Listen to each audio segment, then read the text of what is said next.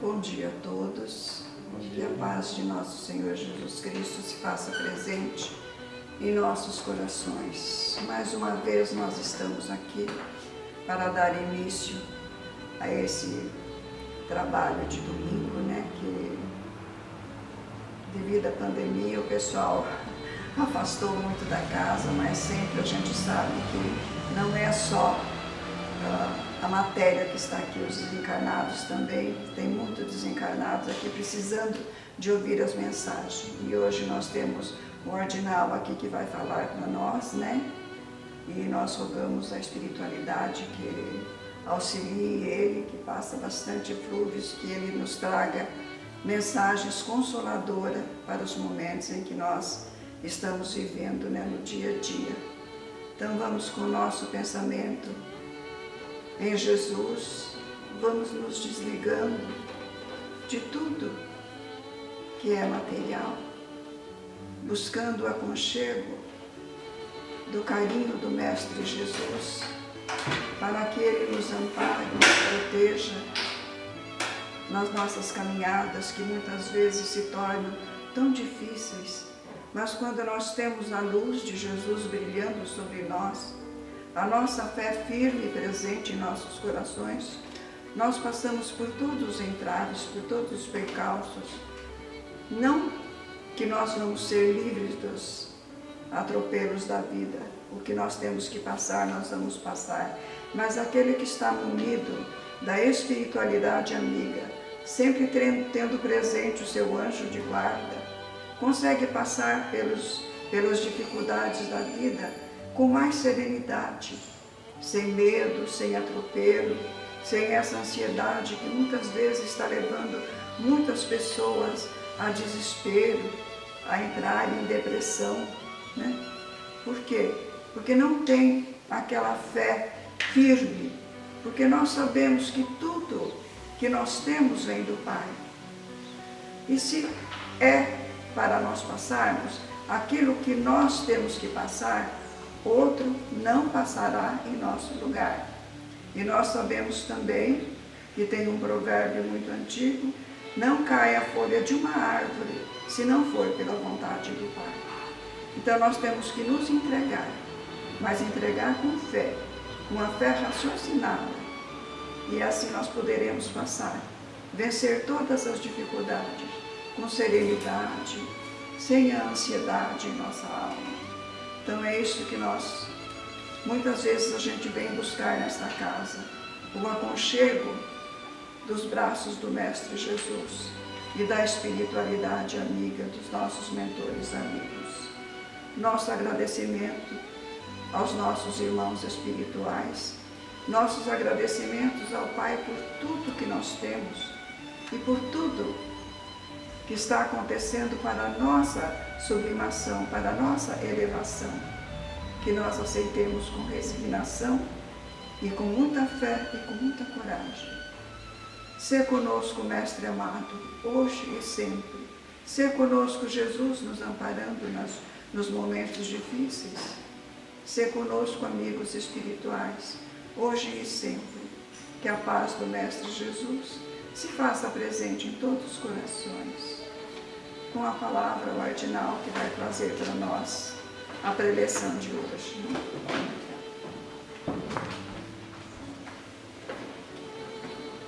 Bom dia a todos. Que a paz de nosso Senhor Jesus Cristo possa envolver a cada um de nós nesse instante. Jesus disse que não se acende uma candeia para colocá-la sob o alqueire ou embaixo da cama, mas para colocá-la no velador, no candeeiro, para que faça a luz para todos que adentrarem. E essa passagem nós vamos encontrar no Evangelho de Marcos, capítulo 4, no Evangelho de Mateus, capítulo 5, e no Evangelho de Lucas, capítulo 8. Mas hoje nós vamos propor fazer uma reflexão sobre esse tema, partindo inicialmente de uma perspectiva, de um ângulo de visão abordado por Emmanuel no livro Fonte Nova, no capítulo 81, onde Emmanuel vem nos explicar que essa advertência feita por Jesus não era apenas para os discípulos, ou para os apóstolos, ou mesmo hoje, não seria apenas para os oradores, para os padres, para os pastores, ou para os evangelizadores de qualquer religião. Emmanuel nos diz que essa advertência feita por Jesus não era apenas para aqueles que têm algum conhecimento sobre o Evangelho, mas essa advertência foi feita para todos nós, sem exceções. Porque, segundo Emmanuel, a candeia, que é um tipo de lâmpada, ela representa a nossa própria vida. A substância usada na candeia para gerar a luz, que no caso da candeia é o óleo, no caso da nossa lâmpada é a energia elétrica. Essa substância representa a nossa boa vontade. E a luz que sai da candeia é o bem, representa o bem que nós fazemos. Ou seja, Emmanuel diz que a candeia representa a nossa própria vida. A substância que gera a luz é a nossa boa vontade. E a luz que sai da candeia e da lâmpada representa o bem que nós fazemos. Então ele está nos dizendo que Deus nos deu a vida. E se nós tivermos boa vontade, nós podemos fazer o bem. Porque cada ato de bondade que nós praticamos é um ato que ilumina a consciência de todos aqueles que estão ao nosso redor.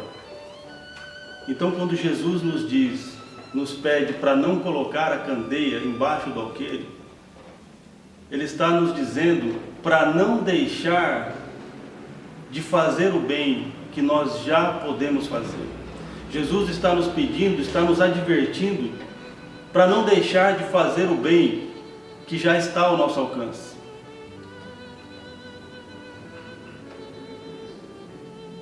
No livro Caminho, Verdade e Vida, no capítulo 27, Emmanuel nos diz que muitos de nós dizemos servir ao Pai, mas também muitos de nós estamos sempre esperando algum tipo de remuneração em troca, como se nós fizéssemos uma negociação com o Pai. O Senhor me dá tal coisa e eu vou agir de tal modo. O Senhor me ajuda a realizar a minha vontade e eu vou fazer tal coisa. Ou seja, nós dizemos servir ao Pai, mas estamos sempre querendo receber alguma coisa em troca por esse serviço. E é aí que mora o perigo. Porque se nós colocamos essa condição, eu só vou servir se a minha vida estiver boa, se a minha vida estiver como eu estou esperando, então nós estamos correndo um grande risco de perder a sagrada oportunidade de estar aqui nessa encarnação. Porque nós sabemos que a maior parte das pessoas, na maior parte do tempo, não tem a vida como gostariam, não tem a vida que querem, as coisas não acontecem dessa forma. E a verdade é que é bem mais fácil dizer que nós temos fé em Deus quando tudo vai bem em nossas vidas. Quando nós só temos que enfrentar os pequenos problemas do cotidiano, é bem mais fácil dizer que nós temos fé, que nós somos gratos pela nossa vida. Mas quando a provação chega de verdade, e a dor aumenta, e a dor se torna grande, e às vezes essa dor ela se prolonga por meses ou por anos, que às vezes dá a impressão que ela nunca vai acabar. É nessas horas que muitos de nós perdemos a fé.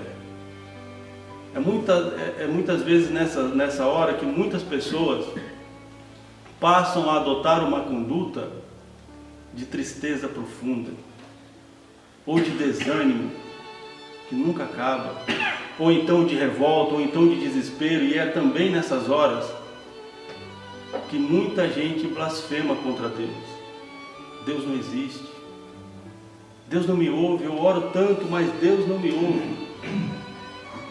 Na mesma passagem da candeia, Jesus diz também que não há nada oculto que não haja de ser exposto publicamente. Não há nada em segredo que não haja de ser revelado, porque aquele que tem será dado ainda mais, e terá em abundância, mas aquele que não tem, até o pouco que pensa ter, lhe será tirado. Se nós transportarmos essa passagem para dentro das nossas provações, nós podemos acreditar que Jesus está falando de fé. Que na hora da dor, aquele que tem fé, ele passa a ter mais fé ainda. Por mais que a dor aumente, por mais que a dor se prolongue, quem tem fé aumenta a sua fé. Mas aquele que não tem fé, logo desiste, logo abandona. É aquele que perde a vontade de viver, aquele que desanima, aquele que não quer, aquele que se fecha, que se torna recluso, que não quer mais viver. E o interessante é que muitas dessas pessoas têm conhecimento do Evangelho, têm conhecimento do Espiritismo,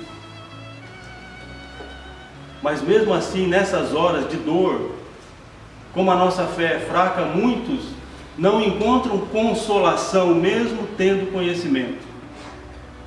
Eu conheci o Espiritismo em 1994 e de lá para cá, muitas vezes eu ouvi dizer que duas das principais funções do Espiritismo é esclarecer e consolar. O Espiritismo esclarece consolando e consola esclarecendo. O Espiritismo nos traz muito conhecimento, mas conhecimento é diferente de sabedoria. E chega uma hora que conhecimento sozinho não basta, porque muitos de nós temos conhecimento, mas perante as dores da vida, costumamos nos comportar como se não tivéssemos esse conhecimento. E então chega uma hora que a pessoa chega à conclusão que o conhecimento espiritual, do mundo espiritual, é muito bonito. O conhecimento dos ensinamentos de Jesus é muito bonito, mas a vida tem sido tão dura comigo, que eu já não consigo mais encontrar consolação para as minhas próprias dores. E por que isso acontece?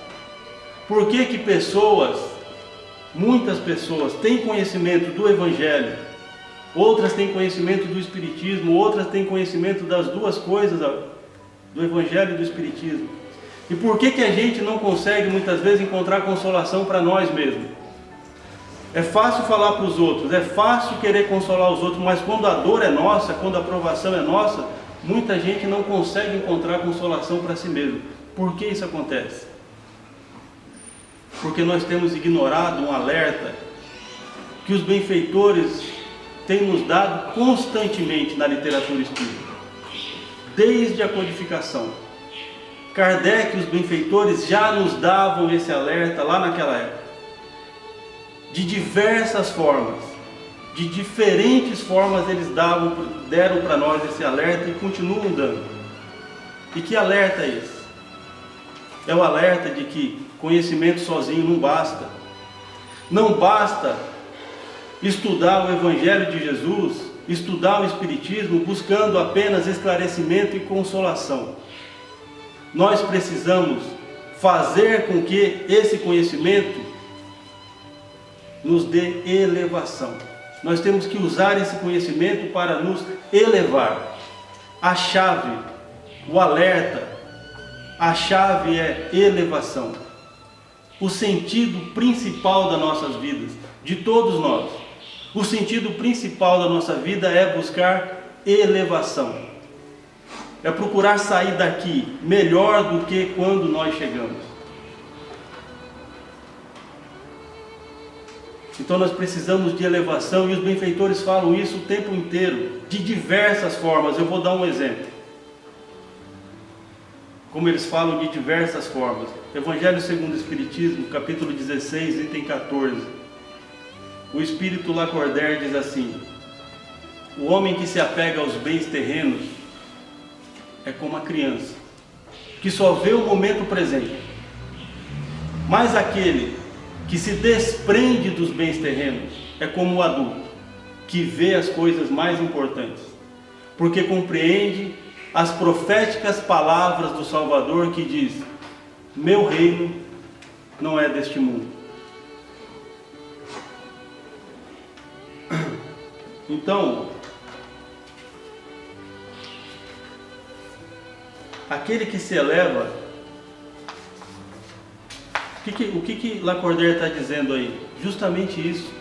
Ele está dizendo que nós precisamos nos elevar, desprender dos bens terrenos é nos elevar, nos colocar acima disso é nos elevar.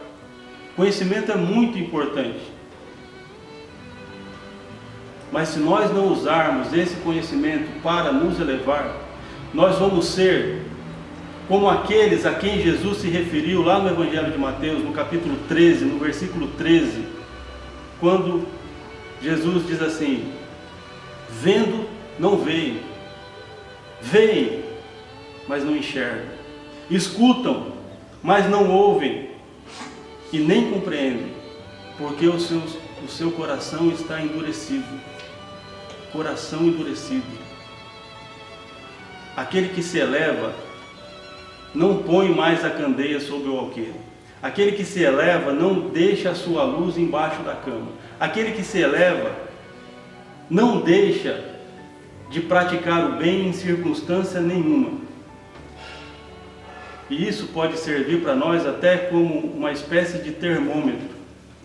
Se nós, durante as nossas crises, as nossas provações, as nossas dores, nós nos fechamos, nós desanimamos, nós perdemos a vontade de viver, de fazer contato com o mundo, provavelmente nós estamos colocando a nossa luz embaixo do alqueire, nós estamos perdendo a oportunidade sagrada de estar aqui, nessa encarnação. No final de 2015, dezembro de 2015, foi lançado o filme As Cartas de Madre Teresa. E esse filme relata que durante mais de 40 anos, Madre Teresa escreveu cartas para um padre amigo seu, que ela considerava ser o seu conselheiro e mentor espiritual na Terra. E nessas cartas, ela relatava toda a sua vida, que na verdade a sua vida era o seu trabalho. Relatava as suas dificuldades para realizar aquela obra, mas também relatava ao padre sobre as suas dores sentimentais, sobre os seus sofrimentos, as suas aflições espirituais. E uma coisa que mais me chamou a atenção no filme, e agora eu peço licença para colocar uma observação particular, uma opinião minha, a coisa que mais me chamou a atenção naquele filme, que na verdade me impressionou no filme, não foi ver as obras de Madre Teresa, porque as obras de Madre Teresa eu já conhecia de outras fontes, antes de assistir esse filme. Mas o que mais me impressionou nesse filme foi saber que Madre Teresa, durante muitos anos, acreditou que Deus havia lhe abandonado. Durante muitos anos, Madre Teresa sofreu acreditando que Deus havia lhe abandonado. Tamanho eram as dificuldades que ela enfrentou para realizar sua obra. Dá para acreditar que Deus abandonaria uma mulher missionária como Madre Teresa? Essas cartas que ela escreveu, depois foram usadas pela Igreja, pelo Vaticano, no processo de canonização de Madre Teresa. Ela já era beata, e em 2016 a Igreja, através do Papa Francisco, canonizou Madre Teresa como santa. Então dá para acreditar que Deus abandonaria uma mulher como essa? Uma mulher que vivenciou a caridade pura, que teve uma vida inteira abnegada, que renunciou tudo na sua vida para cuidar dos pobres, dos miseráveis, dos estropiados, daqueles que morriam abandonados nas ruas de Calcutá, abandonados pela família, abandonados pela cidade, pela comunidade, pela sociedade, aqueles que morriam como lixo. Dá para acreditar que Deus abandonaria uma pessoa desse quilate, dessa elevação? Claro que não. Porque nós sabemos, os benfeitores nos dizem, Deus não abandona ninguém. Deus está sempre conosco, está lá no livro dos Espíritos. E Jesus também não nos abandona. Chico Xavier disse isso. Jesus conhece cada um de nós pelo nome. Ele sabe exatamente quem nós somos. Chico Xavier disse isso. E Carlos Bacelli colocou no livro Evangelho de Chico Xavier, que ele escreveu depois de juntar vários ensinamentos que ele foi coletando de Chico Xavier ao longo da sua convivência. Ele escreveu esse livro, Evangelho de Chico Xavier. Então Madre Teresa acreditava que ela tinha cometido algum erro e que Deus estava lhe punindo e que Deus havia lhe abandonado porque eram tantas as suas dificuldades, as críticas, opositores dentro da própria igreja tentando atrapalhar, tentando impedir o seu trabalho. Só que não para por aí. Isso que eu vou falar agora, sinceramente eu não lembro se está no filme, porque faz tempo que eu assisti o filme. Mas eu sei porque eu li num artigo que falava dessas cartas. E diz que chegou num determinado momento que Madre Teresa passou, era tão grande o seu sofrimento e a sua aflição com isso, que ela chegou a acreditar, que chegou a se questionar se Deus existia. Será que Deus existe mesmo? Só que daí o seu sofrimento aumentava. Porque ela pensava que, se Deus não existe, pode ser que nosso Senhor Jesus Cristo também não tenha existido. Então ela sofria ainda mais. E mesmo assim, com todo esse drama, com todo esse conflito interior, com todo esse sofrimento, achando que tinha sido abandonada por Deus, ela nunca parou de fazer o bem. Ela nunca parou de fazer a caridade. E tudo que ela fazia, ela dizia, eu faço em nome de Deus. O que eu faço em nome de Deus. Ela sempre repetia isso. Então, algumas lições que nós podemos tirar desse exemplo de Madre Teresa. Primeiro, quem se eleva não põe mais a candeia embaixo do alqueire. Quem se eleva não deixa de praticar o bem em circunstância nenhuma. Segunda lição: sofrimento, dores e dificuldades não são privilégios de ninguém. Porque aqui nesse mundo, Deus não estende tapete vermelho nem para os seus grandes missionários. Jesus é o maior exemplo disso. Madre Teresa é outro exemplo. Por que Deus estenderia tapete vermelho para nós? Sendo que a maioria de nós não somos capazes de fazer nem 1% do que Madre Teresa fez. Por que Deus estenderia tapete vermelho para nós nessa vida? Sendo que nós, a maioria de nós, não temos coragem de renunciar à nossa vida 1% do que eles fizeram em favor do próximo. E nós temos vários exemplos de que Deus não estende tapete vermelho nem para os seus grandes missionários. Chico Xavier, Bezerra de Menezes, Eurípides Barçanufo, São Francisco de Assis, Gandhi, todos grandes missionários do Cristo, que tiveram grande sofrimento. Todos os discípulos, todos os apóstolos, todos tiveram grande sofrimento e eram grandes missionários do Cristo.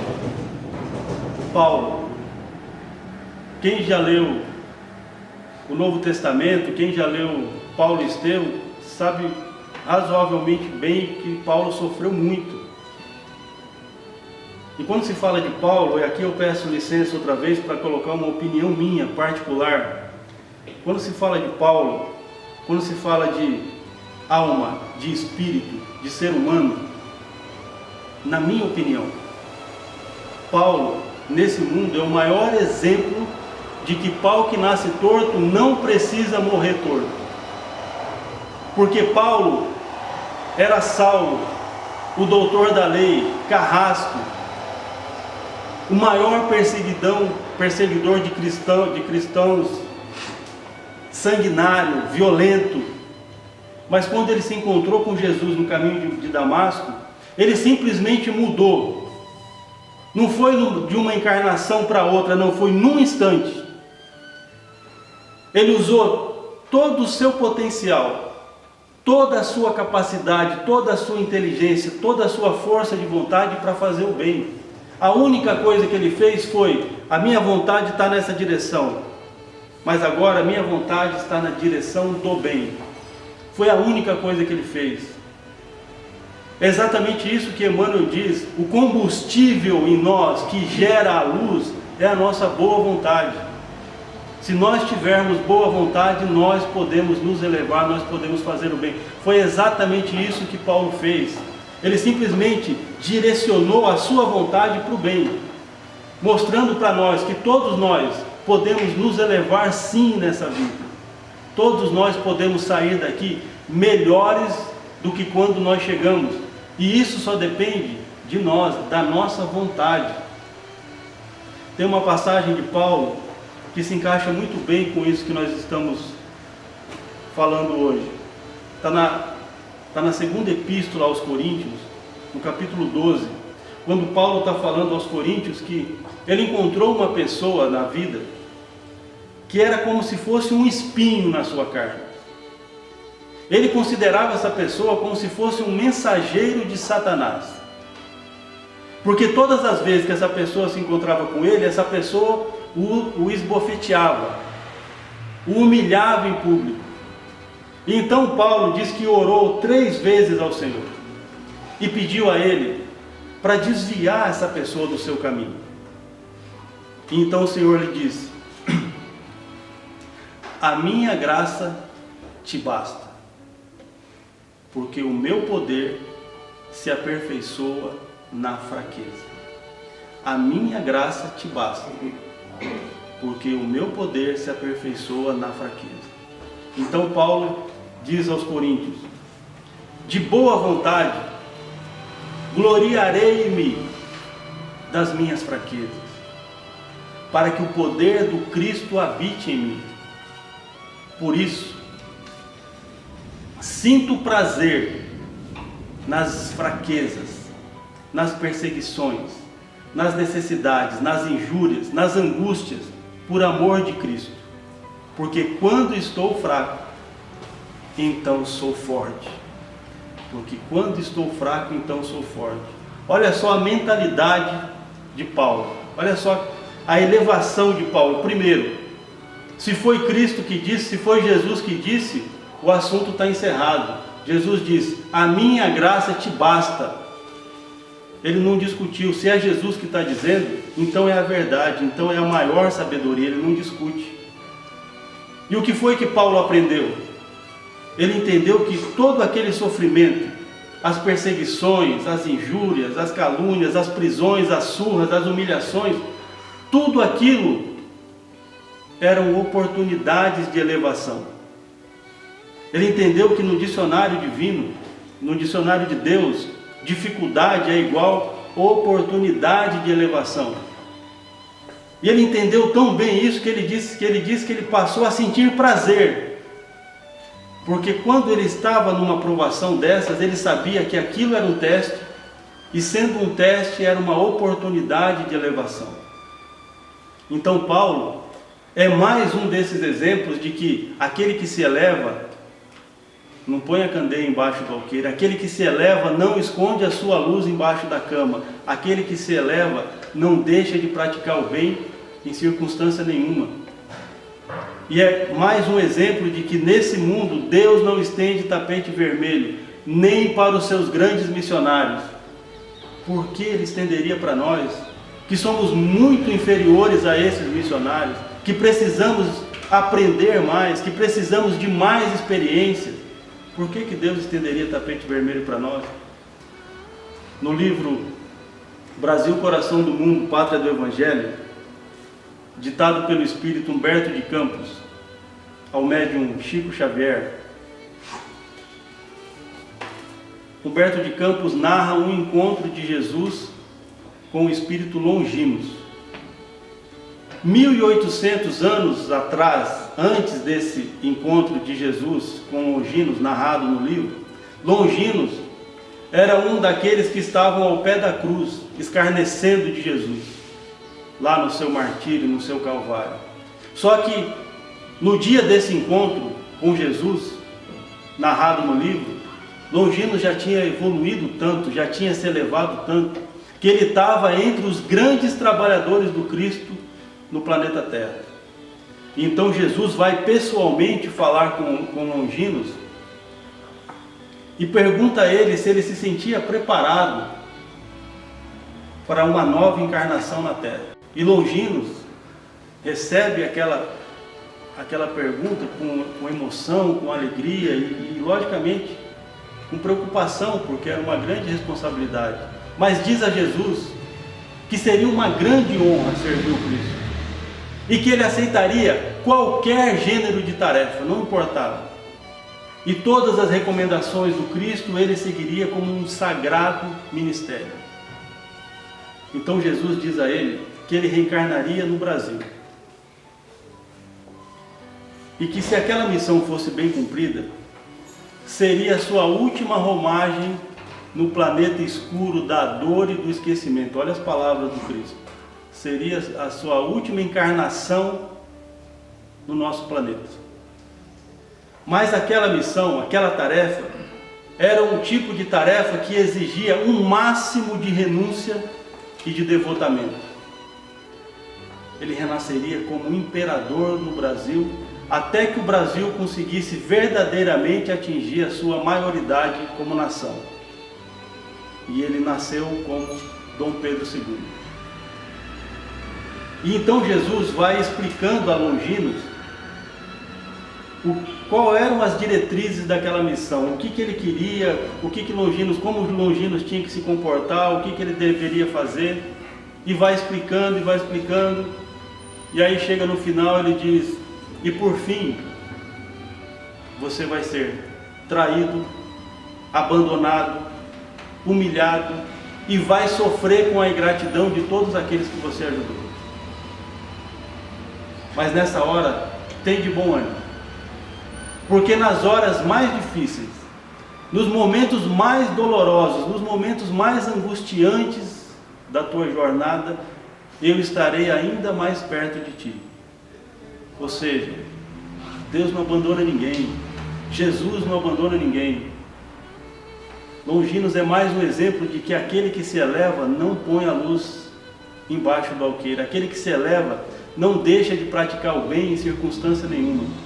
E é mais um exemplo de que nesse mundo Deus não estende tapete vermelho nem para os seus grandes missionários, não interessa o gênero de prova, não interessa o gênero da tarefa. Emmanuel, o primeiro livro que o próprio Emmanuel ditou para Chico Xavier é um livro intitulado Emmanuel, Dissertações Mediúnicas sobre Questões que Preocupam a Humanidade. Foi o primeiro livro, em 1938, que o próprio Emmanuel ditou. Emmanuel, título Emmanuel, Dissertações Mediúnicas sobre Questões que Preocupam a Humanidade. Mas agora, observe a primeira frase que Emmanuel coloca no livro, o primeiro ensinamento que ele fez questão de deixar gravado para a humanidade no seu primeiro livro. Nós não podemos esquecer que Emmanuel era um espírito elevado. Chico Xavier disse isso. Emmanuel era um espírito elevado, inteligentíssimo e um grande educador. Um dos maiores educadores, com certeza, que nós já vimos na literatura mundial. Então ele sabia exatamente o que ele estava fazendo. Ele sabia que aquela frase era importantíssima. Então olha só a primeira frase que ele coloca no livro. Os guias invisíveis do homem não poderão, de forma alguma, afastar as dificuldades materiais dos seus caminhos evolutivos sobre a face da Terra. Vou repetir. os guias invisíveis do homem, não poderão, de forma alguma, afastar as suas dificuldades materiais dos seus caminhos evolutivos sobre a face da terra. Vamos observar os detalhes. Não poderão, de forma alguma. O que ele está dizendo para nós? Não é uma questão de querer. Nós não podemos, porque a ordem vem de cima, a ordem vem de Deus, a ordem vem da providência divina. Nós não podemos. Então, olha a primeira coisa que Emmanuel fez questão de nos dizer, porque ele sabia o quê? Que a maioria de nós, quando rezamos, na maior parte do tempo, nós só pedimos. E quando nós pedimos, a maior parte dos nossos pedidos é para quê? Para que Deus nos livre dos nossos problemas, para que Deus tire da nossa vida as nossas dificuldades. Nós não pedimos para aprender. Nós não pedimos: Deus, me ensina o que você quer que eu aprenda. Me mostra o que você quer que eu aprenda com esse ensinamento. A maior parte de nós não faz isso. Mas era isso que nós devíamos fazer, porque quando nós aprendemos, o sofrimento acaba. Porque Deus não é carrasco, porque Deus não é vingativo, porque Deus não pune, Deus educa. Quando nós aprendemos, a lição acaba. Mas nós não pedimos isso. E lá no Evangelho segundo o Espiritismo está claramente dizendo que duas coisas que, se tem uma coisa que Deus não nega jamais para quem lhe pede, é força e coragem. E é isso que os benfeitores vêm trazer para nós. Força e coragem, tentar nos ajudar a aprender o que nós temos para aprender com essas lições. Porque no Livro dos Espíritos diz que quando nós estamos do lado de lá, nós pensamos de forma diferente. E nós não escolhemos as provas mais fáceis. Nós escolhemos as provas que podem nos ajudar a evoluir mais rápido. Para sair logo desse mundo de dores, de sofrimento, de provas e de expiações. Nós escolhemos as provas que podem nos ajudar a evoluir mais rápido, conscientes disso. Então eles não podem tirar de nós as dificuldades. Por quê? Porque lá nós entendemos que dificuldade é igual a oportunidade de elevação. Nós não podemos sair da dificuldade sem aprender. Se nós sairmos da dificuldade sem aprender, nós vamos ter que repetir ela, nessa vida ou na outra. Então todos nós sofremos, sem exceções, todos nós temos dores, problemas, dificuldades. Para finalizar, eu vou relembrar aqui um pensamento do Espírito de Verdade, uma mensagem do Espírito de Verdade que está lá no capítulo 20 do Evangelho segundo o Espiritismo, no item 5, e tem o título de Obreiros do Senhor. Então o Espírito de Verdade começa dizendo assim: são chegados os tempos anunciados para a grande transformação da humanidade. Isso ele falou em 1862, já haviam chegado os tempos. E Allan Kardec coloca lá na Gênese que, na verdade, a transição planetária começou 100 anos antes da codificação. Portanto, por volta de 1757. Então, o Espírito de Verdade diz: são chegados os tempos. Então, nós estamos vivenciando esses tempos. E Jesus disse no Evangelho de Mateus, no capítulo 14, ele disse como seriam esses tempos. Ele coloca lá guerras, rumores de guerras, terremotos, maremotos e tudo mais. E ele diz que nós teríamos aflições, que haveriam sofrimentos. É isso que nós estamos vivenciando. São esses momentos. Ninguém está livre disso. Mais à frente, na mensagem, o Espírito de Verdade diz assim: neste momento, Deus está fazendo um recenseamento dos seus servidores fiéis. E está marcando com o seu dedo aqueles que não têm senão a aparência de devotamento, para que estes não usurpem mais o salário dos trabalhadores corajosos, porque para aqueles que não se afastarem das suas tarefas, Deus reservará os postos mais difíceis na regeneração da humanidade pelo Espiritismo. E se cumprirá as palavras: os primeiros serão os últimos e os últimos serão os primeiros. O Espírito de Verdade, Paris, 1862. Então, olha só a importância do que o Espírito de Verdade está nos falando. Nós estamos nesse momento. Todos nós estamos sentindo esse momento. Todos nós estamos sentindo um desconforto que a gente não sabe explicar. Às vezes é uma angústia que a gente não sabe explicar. Às vezes é tristeza, às vezes é um sentimento ruim, mas a gente não sabe explicar, porque todos nós estamos sentindo de alguma forma. Nós podemos sentir fisicamente, emocionalmente, mentalmente e espiritualmente. Algumas pessoas estão sentindo tudo isso, em todos os campos, fisicamente, emocionalmente, espiritualmente e mentalmente. Algumas pessoas estão sentindo mais num campo do que no outro. Tem pessoas que às vezes não sentem grandes problemas em cima de si, mas sofrem pelo filho, pela filha, pelo pai, pela mãe, pela esposa, pelo marido, pelo irmão, pela amiga. Então todos nós estamos nesse momento, vivenciando, ninguém está livre disso. E os benfeitores nos disseram que quando nós aceitamos reencarnar nesse momento, nós sabíamos que seria assim. Então a importância do que o Espírito de Verdade diz mais à frente: aqueles que não recuarem diante das suas tarefas. Qual é a nossa maior tarefa nesse mundo? É cuidar da nossa própria elevação.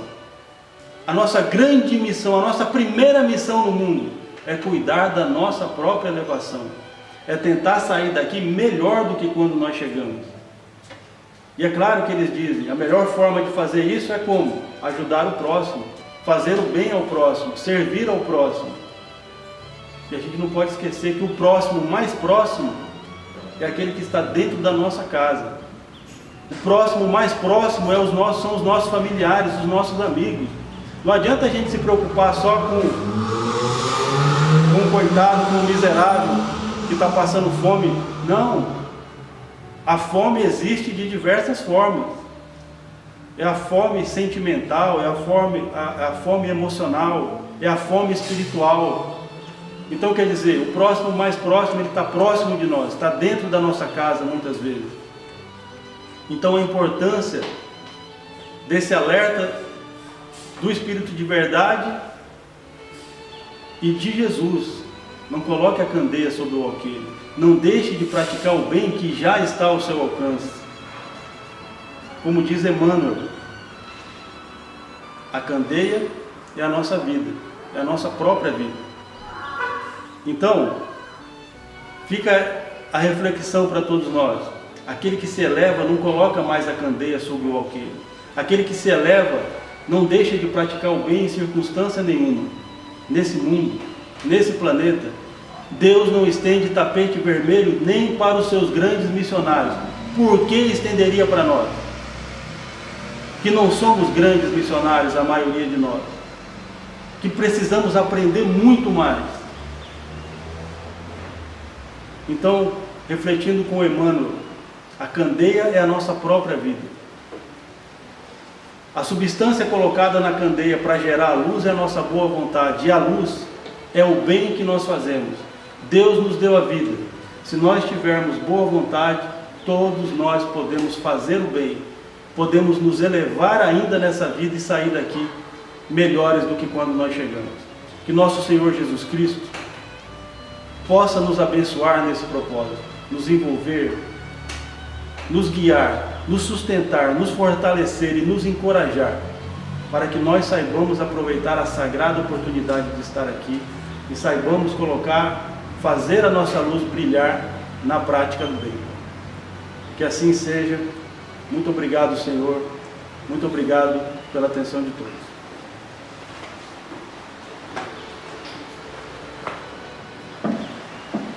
Que nós possamos refletir e lembrar que, às vezes, para fazer o bem, a gente não precisa fazer grandes transformações. Às vezes, muitas vezes, pequenos gestos como até mesmo parar na faixa de pedestres, cumprimentar o próximo, tirar o prato da mesa. São esses pequenos gestos que a gente começa a aprender a fazer o bem. Quem sabe, logo nós conseguiremos ser como o Ardinal citou, a Madre Teresa e grandes outros que passaram. E nesses momentos, muitas vezes, próprio Chico e muitos outros teve dificuldade, mas como ele nos lembrou também, a quem será dado, a quem muito será dado, muito será cobrado, a gente possa lembrar que nesses momentos a fé, ela nos ajuda, ela transforma. Eu lembro uma vez que eu vi um filme, tinha uma cena de São Felipe Neri, ele estava colocando comida nos pratos das crianças, as crianças morrendo de fome, e de repente a panela ficava vazia. E a criança falava, mas tio, eu tô com fome. Ele colocava a concha na panela e saía a comida. E toda vez que eu escuto a história de Francisco Xavier, que conta a história que tinha um dia que ele foi fazer o evangelho e não tinha nada para ele levar, e mesmo assim ele foi. E daí aparece, depois de um tempo, chega um caminhão carregado de mantimento. Toda vez que eu lembro essa história, eu lembro a história do filme. Olha o que a fé faz. Mas mesmo assim, às vezes a gente não estando com material para trabalho, a gente precisa estar pronto para trabalhar. Que querendo ou não é a nossa oração, né? A palavra da oração. A palavra orar não é só orar, nós precisamos ter ação. Então que nós possamos ser isso no nosso dia a dia. Nós vamos agora para os passos. Eu convido a quem aqui ficar, permaneça em oração, vibrando por aqueles que precisam de cuidados, carinhos, forças, que todos eles possam ser envolvidos, até mesmo os que nós vamos visitar depois. Bom dia a todos. Então vamos novamente elevar os nossos pensamentos a Deus, a Jesus, o nosso Mestre. E mais uma vez, Senhor, agradecer por esse dia, por essa mensagem tão significativa que o nosso irmão nos trouxe até nós. E agradecer mais uma vez, Senhor, pela vida, por todos nós estarmos aqui unidos em seu nome, e que essas energias restauradoras possam estar indo até aos nossos irmãos que se encontram internados nos hospitais, principalmente aqueles que estão sendo vítimas da Covid. Pai bom que estais no céu, santificado seja o vosso nome. Venha a nós o vosso reino, seja feita a vossa vontade, assim na terra como no céu. O pão nosso de cada dia nos dai hoje, perdoai as nossas ofensas, assim como nós perdoamos a quem nos tem ofendido, e não nos deixe, Senhor, cairmos em tentações, mas livra-nos, Pai, de todo mal, que assim seja. Tenha todo mundo um bom domingo, uma boa semana. Deus nos abençoe.